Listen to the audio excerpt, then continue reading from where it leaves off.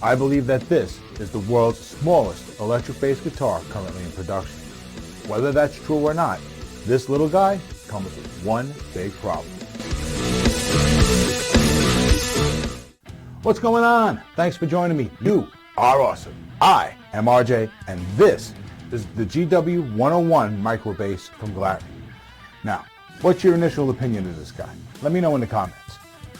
I've actually owned this guy for a while now, and we've done several videos with it. A review and a couple other things. I think one was like how to measure scale video, whatever. The most recent one, I'll put right up there, all right?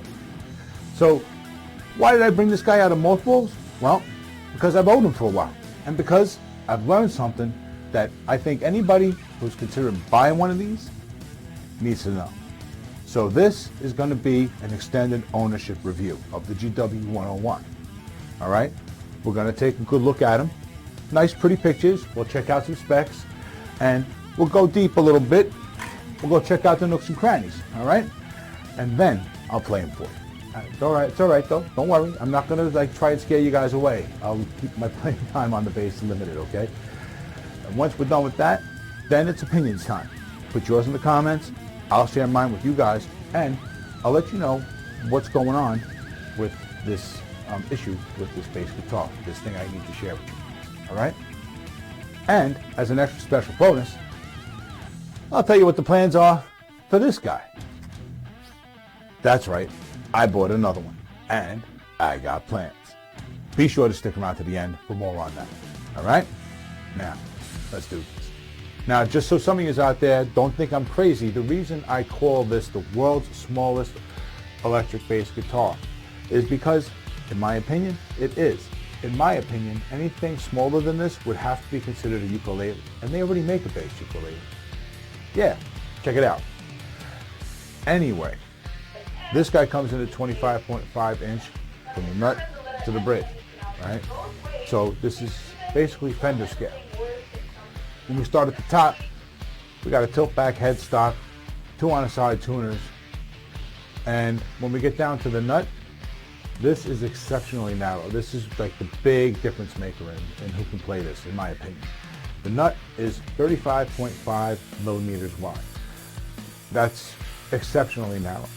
Most of the time, on a narrow, modern electric guitar, it's about 42 millimeters. And on something that's considered a large neck, it might be 44 or 45 millimeters. As for the neck itself, it has a rosewood fretboard, pretty large frets. I'm not sure if these are jumbo. I don't think they are. They might be medium or medium jumbo. I don't have anything here I can barely compare it to, so I'm not going to try. But they are pretty large. The neck is Canadian maple, Canadian hard rock maple, for those some of you out there, and it's a solid neck. It's so good, in my opinion. If it wasn't for the nut width, it would be used on just about. It could be used on just about anything. Anyway, other than that, it's a great neck. 24 frets, if I didn't mention it. All right, and the body. If you look up what they say the body is made out of over at the company website, they're telling you it's mahogany.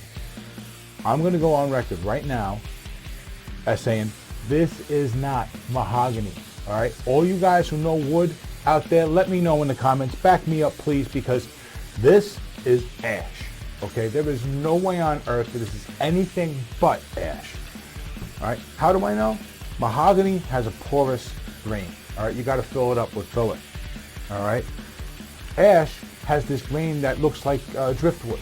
Okay, yeah, look at it. It looks like driftwood. Okay, and it's also fairly heavy for the size of wood you use when you compare it to other woods. Okay, this little guy here, as small as this body is, it weighs as much as a full-size Strat style electric guitar. Okay, definitely. This thing is about 7 pounds. I don't have a working scale here. I thought I bought one. Amazon, way to go, buddy. Thank you. All those wonderful Amazon reviews. You know what I'm saying? Anyway, so this guy here, this body is a good wood, and I believe I read somewhere that this is actually a hand rub finish. It comes in red, yellow, and natural, and looks nice in each finish, right? So Okay, on to the bridge. The bridge is the standard 4-string barrel style bridge, been in use since the 50s. Thank you, Leo. Right? Then we have 2 jazz style single coil pickups. Again, thank you, Leo. These, they're okay. They're not super hot. They're good enough. You know what I'm saying? And as for the controls, we have 1 volume for each pickup, and we have the tone control. All right, real quick, we're going to check the back. All we really got here is the cavity. We're going to take a look inside that right now.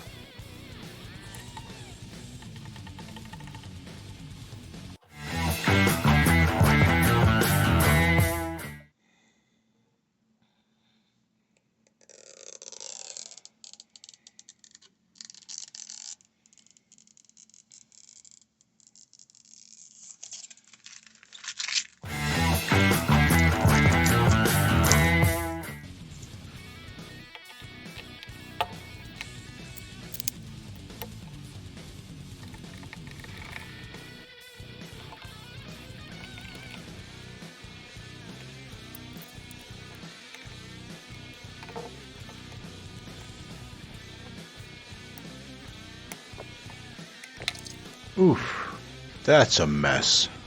You guys seeing this?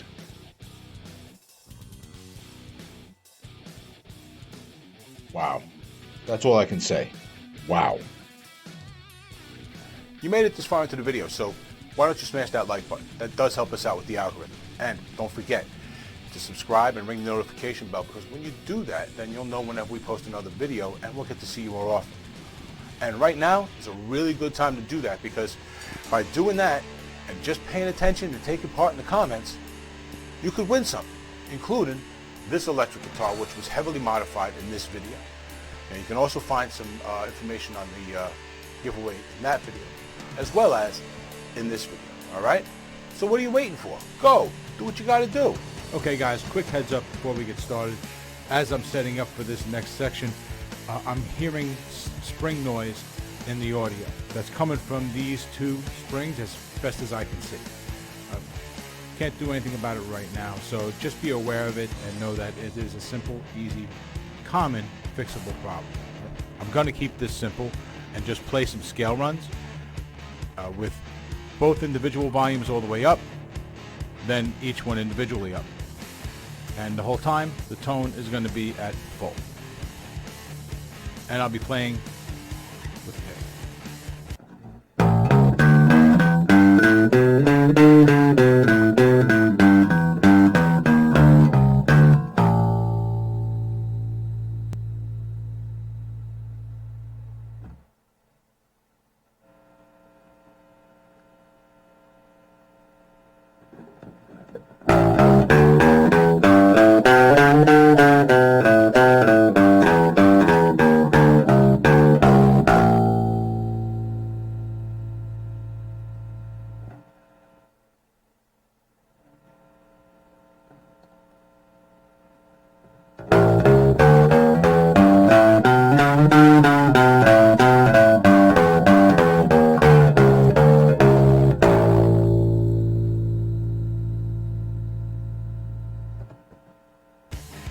Alright, so now you guys have heard it, you've seen it, you've checked out the specs, and some of you, you've already known it when you got here, right? Because you've seen the videos in the past.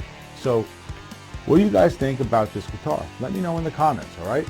Personally speaking, I'm conflicted now. Honestly, I love this thing. I think it is fun. I think it is a little imperfect, but I think what they put together here is well put together, with the only issue at all for me being the pickups could just use a little more pump. Okay, so structurally I think they've done a great job here. I like the ash body, the maple neck is nice, the headstock, you know, all of that, you know, it's been done properly. But as beautiful, as much fun as I have with this, there's an issue. Nobody makes strings for this. Yeah. It was one of you guys that pointed it out to me. and I appreciate that. I'm not sure as I'm talking about this, but whoever it is, I'm going to give you props right here. Sorry I didn't research your name before I actually sat down to record this, all right? But thank you for that information. It was very helpful because I went around and I took a look because I found out about this a while ago. Yeah, after the last video I made, thereabouts, if I remember correctly. And that was a while ago. So why didn't I tell you sooner? Research. I went looking around. I started checking out bass string forums, bass guitar player forums. I was looking around at, the last place I was looking at was a ukulele company that makes an electric ukulele to see if their strings will fit. More on that in the future. But nobody makes strings that'll work with this instrument. And that's a shame because Glarry's put together a pretty good bass here. I mean, it's clearly set up for kids, right? It's definitely meant for smaller people, and with the emphasis being on kids, okay? But if it wasn't for this nut, it'd be great. I often have thought about putting another neck on here just to make it a proper width for somebody, you know? And maybe I'll do that one day. Stick around because there's stuff coming up. But unless somebody's making strings for it, what can you do? Well, two things that I've come up with. One is an old school bass player trick when you're broke, and that's boiling your strings. Yeah, just take them all off the instrument, wrap them up in a coil, put them in some boiling water for 2, 3, 4 minutes, wipe them off, make sure they're nice and dry, right? Because they are made of steel, they will corrode, so we don't want that. So make sure they're dry, and then put them back on. And they'll feel like they're new. They'll sound like they're new. But every time you do this with a set of strings, that longevity, that amount of life in them, is short. Kind of a Pet Cemetery kind of thing, you know what I'm saying?